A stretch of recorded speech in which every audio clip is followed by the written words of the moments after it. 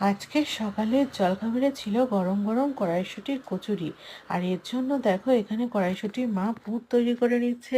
এদিকে আবার বড়মশাইও আটা মাখতে বসে গেছে ময়ান টয়ান দিয়ে। আর পুরো রেডি।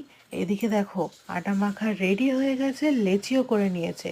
এরপর লেচিতে বড়মশাই ভরছে কড়াইশুঁটির পুর। আর এই কড়াইশুঁটির পুরটাই কিন্তু আসল, জানো তো। এই পুরের জন্যই কিন্তু কচুরির টেস্টটা মারাত্মক হয়, মানে শুধু শুধুও খেয়ে নেওয়া যায়। আর এখানে দেখো কত সুন্দর করে কড়াইশুঁটির পুরটা এই লেচিগুলোর মধ্যে ভরে নিল, কিন্তু খুব ভালোভাবে ভরতে হবে যাতে ফেটে না যায়। আর দেখছো একটুও কিন্তু ফাটছে না। মা কত সুন্দর করে বেলছে। একদম বড় বড় সাইজের কড়াইশুঁটির কচুরি তৈরি হবে আজকে। আজ তো পেট ভরে খাবো। আর এই দেখো এদিকে আবার বড়মশাই ভাজতেও বসে গেছে। অলরেডি কতগুলো ভাজা হয়ে গেছে। আর গরম গরম এই কচুরি তোমরা কটা খেতে পারবে অবশ্যই কমেন্ট করে জানিও তো। আমি তো 4-5টা খেয়ে নিতেই পারবো। তবে বড় বড় কচুরি যেহেতু, মোটামুটি 3টের থেকে 4টে খাওয়াই যায়। তার বেশি হলে আবার একটু শরীরটা আইঢাই করে আর কি।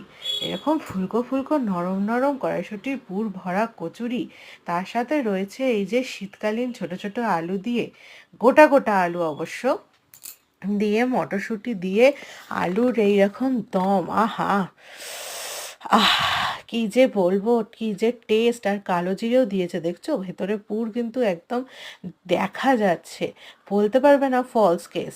তাহলে দেখছো এইরকমভাবে কড়াইশুঁটির কচুরি কে কে বানিয়ে বাড়িতে খেয়েছো এই শীতকালে, আর কতবারই বা খেয়েছো? আমাদের বাড়িতে এই শীতকালে 2বার কিন্তু হয়ে গেল কড়াইশুঁটির কচুরি। সাথে রয়েছে ছোট আলুর দম আর মিষ্টি। আহা, চলো খাওয়া যাক।